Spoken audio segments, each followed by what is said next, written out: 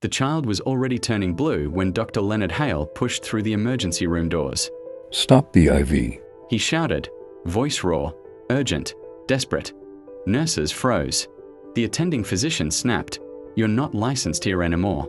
"If you keep that running," Leonard said, staring at the child's fading pulse monitor, "she'll be dead in 5 minutes."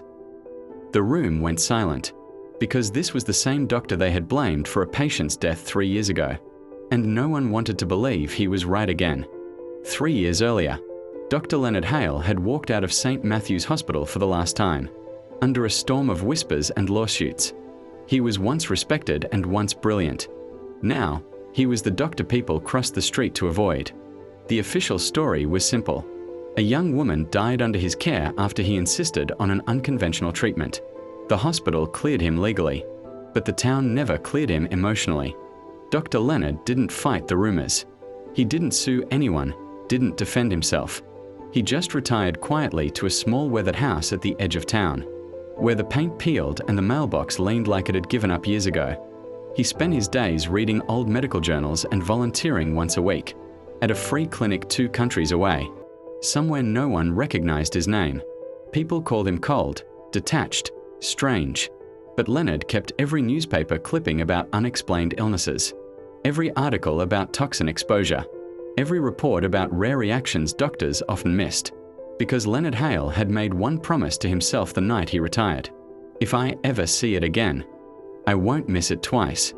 On a humid Thursday afternoon, Leonard stopped by the local pharmacy to pick up blood pressure medication. That's when he saw Emily Carter, 7 years old, yellow backpack dragging behind her. She stood beside her mother, Rachel Carter, swaying slightly while waiting in line. Leonard noticed 3 things instantly: the faint grey tinge under her lips, the tremor in her fingers, and the way her pupils reacted just slightly delayed.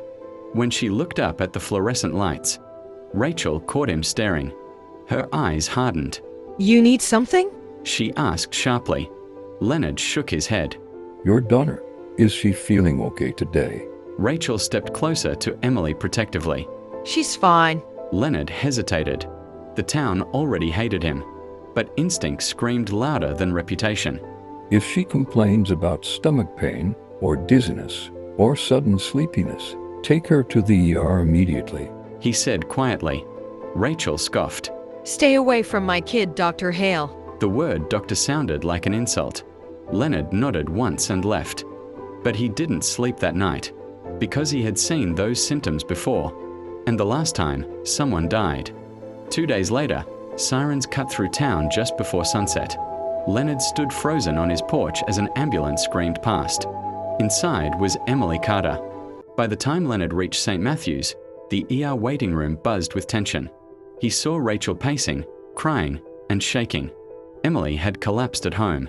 Vomiting, seizure, difficulty breathing. Leonard stayed in the hallway. He knew he shouldn't interfere, but when he overheard a nurse say, "Food poisoning, maybe viral, they're starting fluids," his stomach dropped, because if he was right, fluids would speed up the toxin circulation. He walked into the ER without thinking, and that's when the hook moment happened. "Stop the IV." Dr. Aaron Whitlock, the attending physician, younger, respected, and careful, glared at Leonard. "You don't work here." Leonard stepped closer to the bed, ignoring him. Emily's pulse was erratic. Her skin slightly clammy, not sweaty. Her breathing shallow but not obstructed. Not viral, not bacterial, it was chemical poisoning. "Check her nails," Leonard said. Whitlock hesitated, then did. There it was, a faint, chalky residue under her nail beds. Whitlock frowned. "What am I looking at?" Leonard swallowed hard. Organophosphate compound. Probably low dose, repeated exposure. Poison. Whitlock stiffened. That's a serious accusation. Leonard met his eyes. "I know. That's why I'm not saying it lightly." "Why would you think that?" Leonard's voice cracked slightly. "Because I missed it once before." There was silence. Whitlock slowly nodded toward nurse. "Run toxin panel, now." The tests came back positive. Trace pesticide compound but not environmental levels. Ingested repeatedly. Rachel broke down. I don't even use pesticides. I don't. Leonard's mind raced. Repeated exposure meant routine contact. From food, drink, medicine. Where does she eat every day? Leonard asked. School, home, daycare after school. Then Rachel froze. My sister's house. 2 hours later, police were knocking on Melissa Carter's door. Melissa, Rachel's older sister, had been helping watch Emily while Rachel worked double shifts. Melissa cried when they questioned her, swore she loved Emily, swore she would never hurt her. And at first, there was no evidence. Until they searched the kitchen cabinet. Inside a vitamin bottle labeled Kids Immune Gummies was pesticide powder carefully mixed. But here was the twist no one expected. Melissa wasn't trying to kill Emily. She was trying to make her sick. Because when Emily was sick, Rachel stayed home.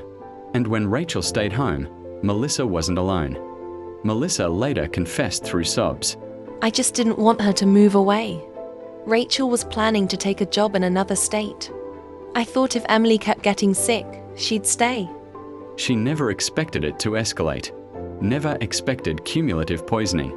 Never expected Emily to nearly die. Emily survived, but barely. Weeks later, Rachel stood outside Leonard's house. He opened the door slowly, surprised. She looked smaller somehow, now humbled. I almost ignored you, she said quietly. Leonard shook his head. You were protecting your child. That's normal. Rachel swallowed. Why did you notice? Leonard hesitated. Then, for the first time in 3 years, he told the truth. The patient I lost 3 years ago. He stared at the floor. She was being slowly poisoned by her husband. I thought it was an autoimmune disease. I treated the symptoms, not the cause. Rachel's eyes filled. He was caught later, but it was too late for her. Leonard looked up, eyes hollow but steady. I promised I'd never miss it again. Rachel stepped forward and hugged him awkwardly, suddenly, humanly. It was probably the first time someone had touched him kindly in years. Months later, Leonard sat in the back row at Emily's school play. No one stared anymore. No one whispered. Not because rumors disappeared, but because truth, eventually, makes noise louder than gossip. As Emily took a bow, she spotted him and waved. Leonard waved back, small and careful. Some mistakes never stop hurting, but sometimes, if you carry the weight long enough, it becomes the thing that saves someone else. The world is quick to judge people by their worst moment, but sometimes the person everyone doubts is the one who has learned the most about how to save a life. Sometimes the voices we stop trusting are the only ones brave enough to tell us the truth when it matters most.